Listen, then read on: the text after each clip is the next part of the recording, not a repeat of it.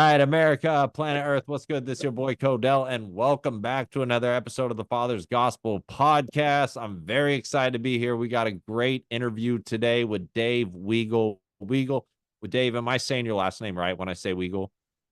It's Weigel, but Weigel. it's all right. I've Gotcha. dealt with him my whole life. Either one. Yeah, Weigel, no, but the Weigel. I'll call you Weigel because my last name's Lytle, and a lot of people say Little, so I feel that pain. All right, so Dave, why don't you go ahead and tell the people a little bit about yourself? You're a father dealing with the family courts. Let the people know about who you are and what you're doing and your experience. Sure. God, that's a $64,000 question. Honey, bottom line, 13 years of this misery. Except to say that I'm here on vacation with my 13 and 16-year-old after being alienated for 5 years. For three of the five, I only saw him three times in 3 years, and almost killed me. 7 grand mal seizures later, 5 arrests. And just a little bit of the loss of my life savings. And I've been on Wall Street for 29 years. Yeah, I mean, I'm not going to repeat probably what everybody listening has also suffered, but what I about 18 months ago, at my nadir of just not being able to believe that I was living in this reality, and the script of just who I am and what I was living in, I just felt very strongly that taking it to the universe, right? About 600-700 people in my Facebook group that, it was the tree. I looked at it and saw that it was the tree of my life. After getting nowhere in the courts and letting them get away with just rewriting who I am, to the point where you're almost believing it. I said, no, I'm reestablishing. I'm just going to start. And it was mental health at the beginning. And it was just having to cry out and getting some help. And I did, thank God, just people who cared, saying, look, I knew it was what I was going through was not unique. But I also knew that nobody else knew what was going on. And I couldn't explain it, apparently, because it just came out angry and everyone kept running away. And it was the beginning of a great process that's now resulted in some journalists that have all jumped on board my case and have look, I'm the only person I know that has gotten his kids back by force, and the force of the media, not the legal system, to get my kids back. And I'm figuring out. I'm walking around in the dark, feeling my way here, but I think we're on a great point here right now. We've organized and opened up this website, like a lot of people have, called FamilyCourtFraudWarrior.com, and I've always wanted that to be a centerpiece of where people can go to. I always said, if I learned in year 1 what I knew in year 11, I'd have a much different experience. So that was the whole idea by it. But now it's grown leaps and bounds. We're really trying to organize and combine and unite all victims nationwide. I was lucky enough, after doing this so many times, that with the journalist following it, that one of his articles really went viral among the community. And I got reached about 70 people from every state, reaching out to me, groups, individuals, insiders, GALs, people fighting it from different angles, but all the same story, all the same playbook they're fighting against. And so you even had GALs reaching out to you as well to tell you their experiences, like with the family courts? Yes, and then also put me into contact with a small group, a very small group, that are speaking out. Okay, they found each other, 4 or 5 of them, to say this is not right. Okay, they're of course being ostracized and isolated and destroyed. Everywhere they can be destroyed. But a number of lawyers, okay, have reached out that either don't feel that they're taking very brave steps. So they don't believe they can go back to their career in its current form. And my hat's off to them, because I know it's anybody willing to step up. And I think that that's a part of the whole Gestapo tactics is why they destroy people to the degree they do, is to show all the insiders, hey, you want to open up your mouth, be a do-gooder? Yeah. Watch how much power we've got, what we could do. So look, like I said, I'm trying to use my expertise and my experience to its best, use. I've been trying to prove the fraud from a financial aspect of it, the financial fraud. But what I've seen is just when you're playing on their playing field, using their playing cards and their play pieces, they've Right. got every angle. They've got every angle. All right. Yeah. They don't have the power of free speech, as at their side. Apparently, I've had a gag order on me since a year, and they've been able Now, to get arrested. did you just find out about this gag order? What happened with this gag order, and was that part of you It's, getting arrested, or what went on there? I have court orders that are C-minus papers at a mid-level community college. They're Okay. handwritten with crossouts, misspellings, arrows. So you can't even tell. And they're purposely written to be vague as possible. They're almost Right. illiterate in my case. But it's hard to tell. Okay. No, it's been a part of it, but it's also been a part of what my legal experts are telling me. It's impossible. You cannot create a court order to violate it's the First Amendment. Right. Congress Right. shall make no law. Okay, but Yes. they like to sweep everything under this umbrella of judicial discretion, which that's the whole point. Do they have the discretion to violate every single law and human right there is? No, we don't believe. But who's listening and who cares? Well, enough Right. people. Okay, enough people, but for some reason, it seems like the Main Street media is warned off this. So I think our opportunity maybe is to recreate the national media and Oh, find a way. 100%. Yeah. And what's awesome about that is, I mean, it's the time period we're living in. I mean, I tell people this all the time. Really, the only people that are watching Fox, MSNBC, CNN, all that, and I mean no disrespect, but it's like older boomers and up, because with the internet, it's just decentralized information. And now you have this just decentralized network of independent journalists that are emerging. It's And changing. It's yeah, changing at light speed. yeah, yeah. And it's good for us. I mean, I really like what you're doing. And I like the fact that you went to the media, and I'm glad that's had some positive effects for you so far. And I like that you have an attitude about, wanting to unite with others, because I'm a big proponent. I 100% have no doubt that the only way to really get this done is put some public pressure on the system and shame them to a certain point. And we got to be legally Absolutely. organized and hit it from all different angles. I mean, Absolutely. lawsuits, whatever, everything we can hit them with, we got to get them with. So you've Yep. been in, your case has been going on 14 years, you said? The divorce will be Yeah. 14 years old from the time I was served Okay. in February 2012. But that was the narcissist abuse phase of the divorce. That wasn't actually in the courts at that point. It's in the courts over 7 now. Okay. And now with these attorneys and these gals that have reached out to you, is there anything you can talk about as far as what you're working with them on? Are you working on anything with any of these attorneys behind the scenes that are tired of the way the system's operating? Well, I think everyone's pretty much got the same idea. Now, number one, it seems most everybody is still fighting their fight because they don't let you go, right? Yeah. So it's a game of attrition, and how much time do you have? How many resources can you spread everywhere? If you're lucky enough to still have a paying job in this world, it's hard to find a time for all of this. But everyone, unfortunately, the biggest thing that dawned on me in this process, especially over the last 3 weeks, is just how many people are still fighting it from one other legal angle. And Right. I kind of feel like that was the last revelation that I had was, oh my God, we're just thinking about this the wrong way. It's like, no, it's not a legal process. This Yeah. is a crime scene. This is a crime. Okay. Um,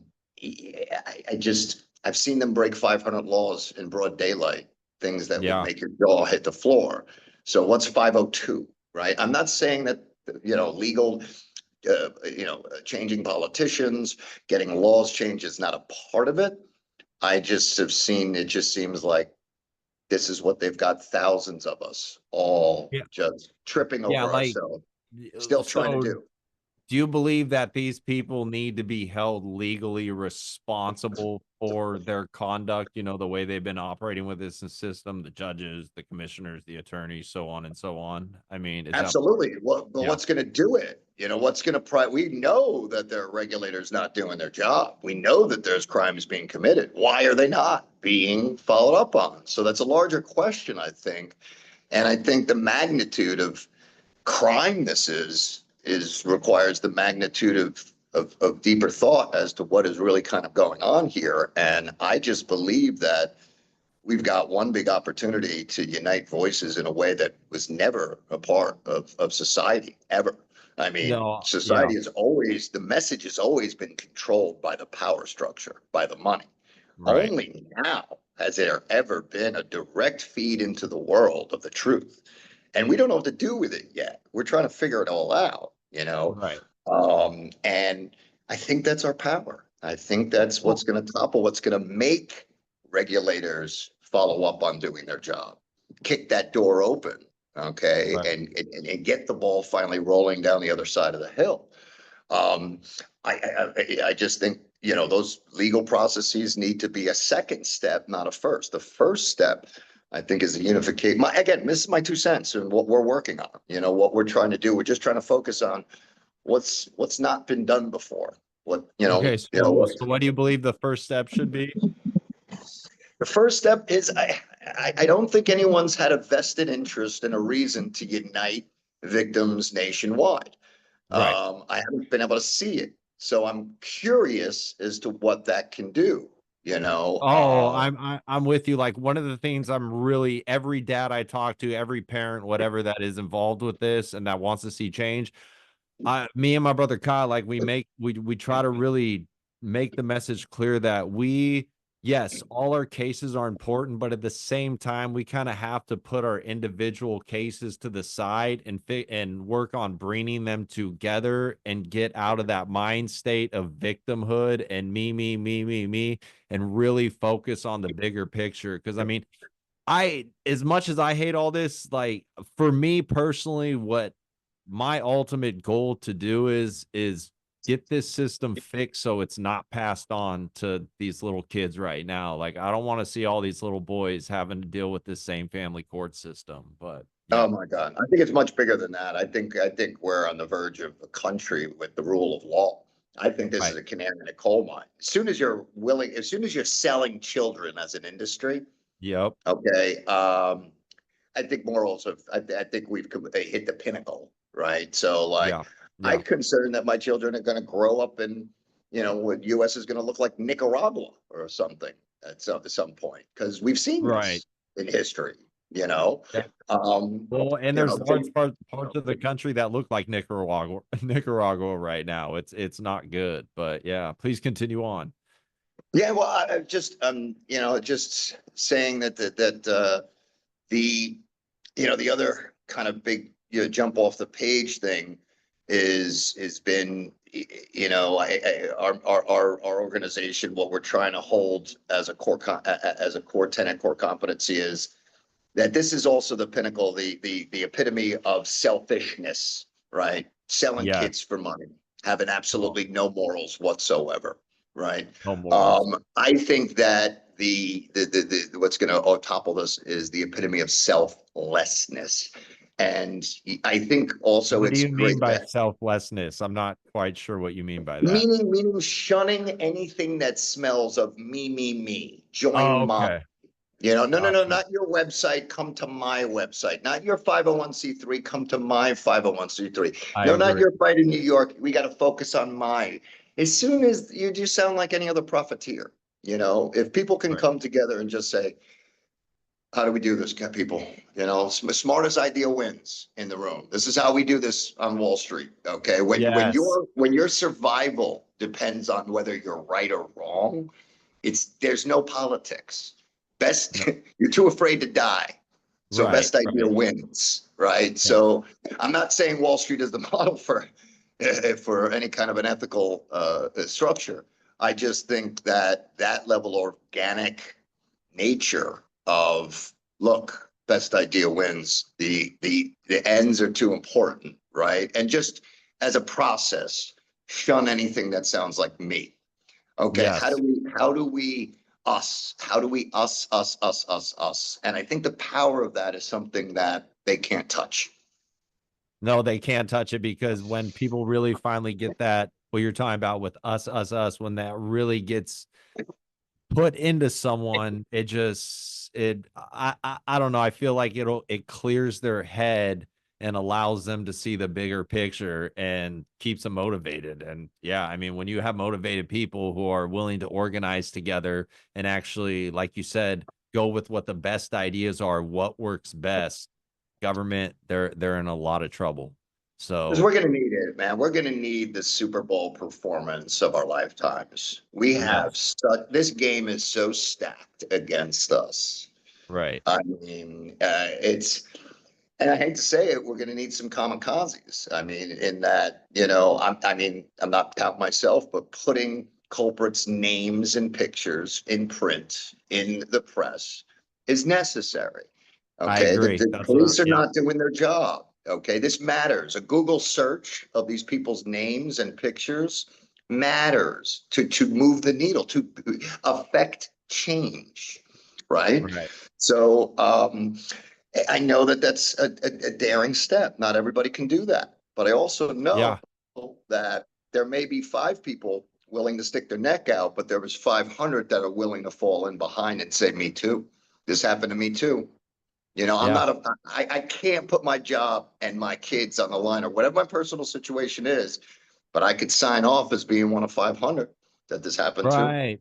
Yeah, well, and that's the other important thing is getting that message out too, because we don't need everyone to be leaders. We need people that are just willing to help behind the scenes and get involved behind the scenes. And then a small group of us, we're willing to take all the slangs and the arrows. We'll take the abuse and we'll just keep marching forward. Like a football team, like an army, we Yeah, are there's times for democracy, on the front lines when bombs are dropping is not the time for democracy. Probably, right. a voted leader, for that role at that time, but I Yeah. still think there's a way to put this together harmoniously and selflessly. I still Yeah. think that could be a driving force behind it, that can be the power that overcomes this. Um, it's worth it's worth shooting for. It's worth Yeah. shooting Well, for. I think really all it's about is just getting the messaging right, getting the information out there. And when the people, and I'm talking about the general population, when they really start digesting it, then it's just going to naturally start snowballing more and more. But even with that said, right now, I mean, there definitely is a shift going on right now. The stuff we're talking about, even though it hasn't blown up yet, I'm seeing more and more of this type of topic being covered on the internet. So we're in the baby phases right now, but we've got something really Absolutely. big and beautiful brewing. So yeah, I'm excited. You can feel it. You can Yep. feel it's on the verge of going to another thing here now. Yeah. I was explaining to my kids on the way over here in the car, who are the 13 and 16-year-old. I don't know what your readership is here, but I'm going to be honest because I am. They were asking me, like, Dad, like, you don't drink, but, you smoke marijuana. Like, why? And I said, well, I was like, I trust God growing something out of the ground, and it's helped me. Smart people understand that this is a sham. We've been lied to. They've said Right. marijuana is the same as heroin to the whole world. And we all got the internet and figured out, oh, they've been lying to us. And the smart people out there Right. figured out, whoa, how do you get everybody to believe the lie? And are really Yeah. dissecting that and taking that whole thing apart. So I'm trying to educate my kids to sit there and say, I want you to have intelligence to know, no, no, no, things are not evil or immoral because everybody says so. You need to Right. look deeper at this.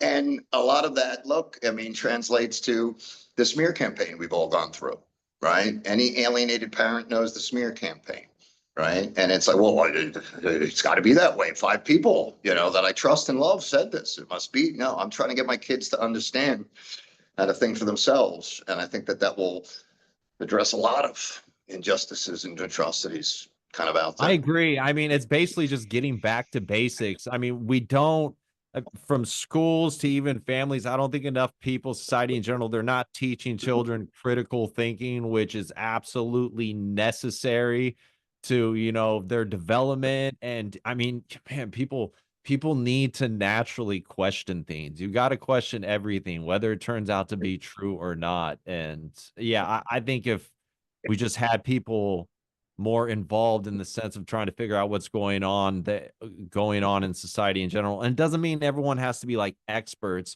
but just have a understanding of what's going on, especially in your own backyard, a basic understanding.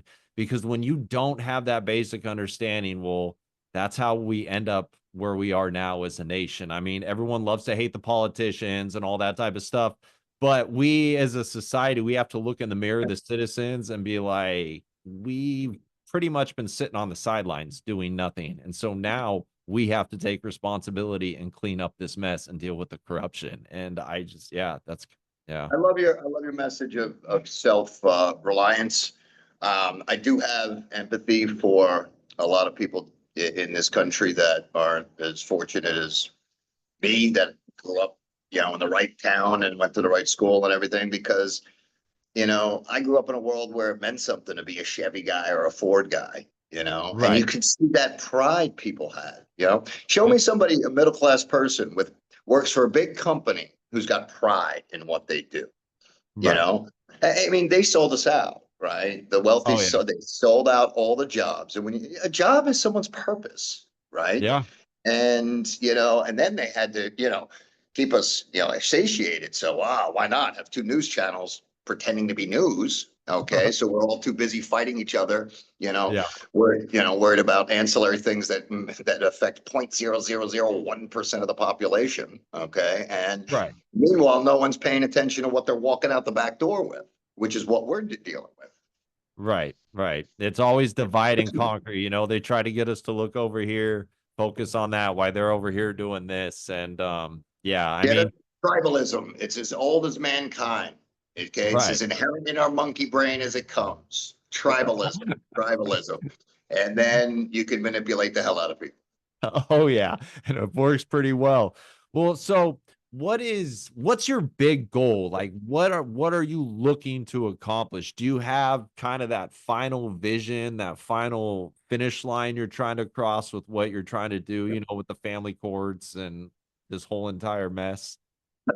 That's a phenomenal question. And as this world is weaving together, almost as we speak, I could tell you that I've been so hell bent on being able to survive the next week Right. that I've not been able to think beyond that. But to answer your question, I think that we've got the opportunity really to do something that matters, that changes the American family, the global family. Yeah. I mean, I'll be honest again, I'm somebody that struggled with alcohol abuse during the worst of my torture. And I've been in places and seen, okay, what it does to people, that kind of trauma, that kind of family trauma, certainly at the ages of children. It is so derelict and disastrous in so many deep ways that I gotta believe the only reason I'm doing this is to make a difference, and that we can make a difference. But I'll tell you and answer that question a different way. What's Okay. directly ahead of us Yeah. is we're about to launch a national campaign. I've got people hired and working full time. We're going to announce a call to action to all victims to put together their 3 minutes. Okay, announce who you are, what court did it to you, name the name of the culprits, and then put together the best, most concise 2 minutes of what they've done to you, how your children have been harmed. That's I going to love it. force everybody not to deal with the PTSD and go into 18 realms of playing the lawyer on their own case, and just register. these victims. Register, okay? We don't care where you register. We're doing it under Family Court Fraud Warrior. We want every single victim of this court system registered, and we've got people that are going to collect all their names and everything. And we think a great way to do this, because we got to blame it on somebody. And you know, the Inspector General, Michael Horowitz, he's the top of the food chain. And Sally Yates was on Jon Stewart a month ago saying, whose job is it to investigate fraud and misconduct in the justice system? She gave his name and his position.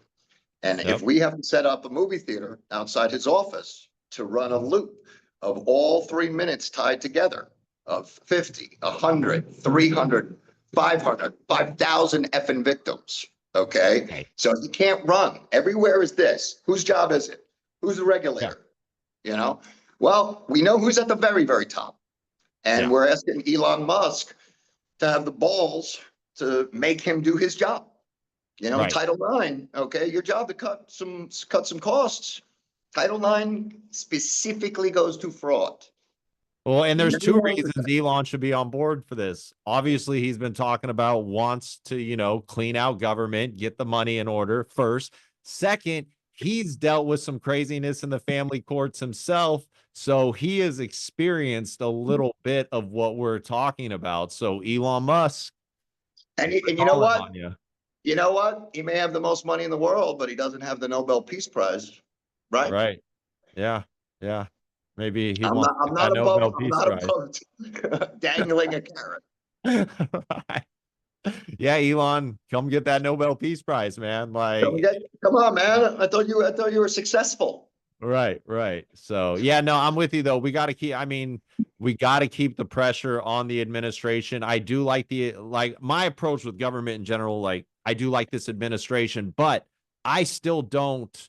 It is in my vested interest still not to trust this administration or any other administration. I like the results I saw the first time around, but I have to always make sure I'm questioning, and we got to put the pressure on Horowitz and all of them. So yeah, you have to. I mean, I've not been that side of a voter my whole life, but I have to be honest and say we have the right type of government to shake things up at the need. They need to be shaken up.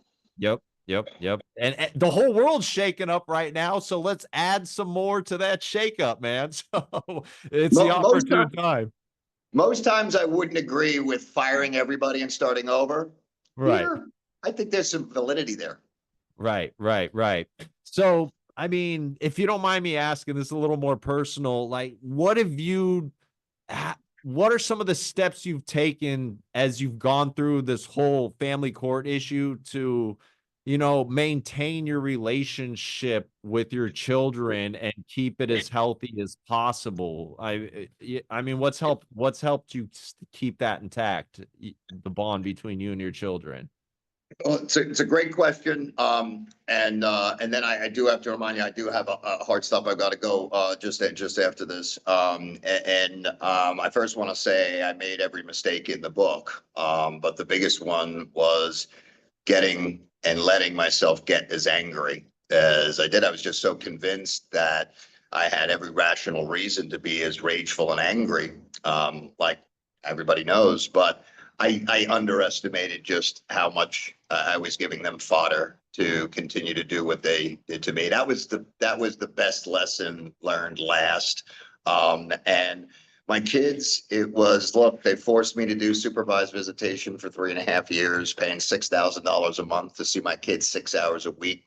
Every imaginable set up along the way. It was brutal. I made the decision whether or not I would eventually possibly go bankrupt or alienate my kids. It was just never an easy decision. But I would just say the game changer was when I started announcing on Facebook on permanent public record. I was like, my kids are not going to know their father through the lens of the courts and through the lens of, I said, they're going to see who their dad really is. And I just let them know how much I love them at every turn, and never entertain the idea of giving up. I love it, Dave. I know you got to get out of here real quick. Where can people find you? on social media? Yeah, we're gonna be doing everything through Family Court Fraud Warrior. It's Family Court Fraud Warrior on Gmail. Finally, I got the people hired that are gonna actually manage the social media better than me. And we're really trying to organize all warriors so that we can finally do something really, really big. We're trying. We're trying. So please join us, please. Awesome. I'll put a link to the website in the description box. And thank you, Dave. I appreciate you coming on, man. And I'm looking forward to doing some work with you. So God bless, brother, and enjoy the rest of the day with your family, sir. Take care, guys. Bye bye now. Bye. All the best.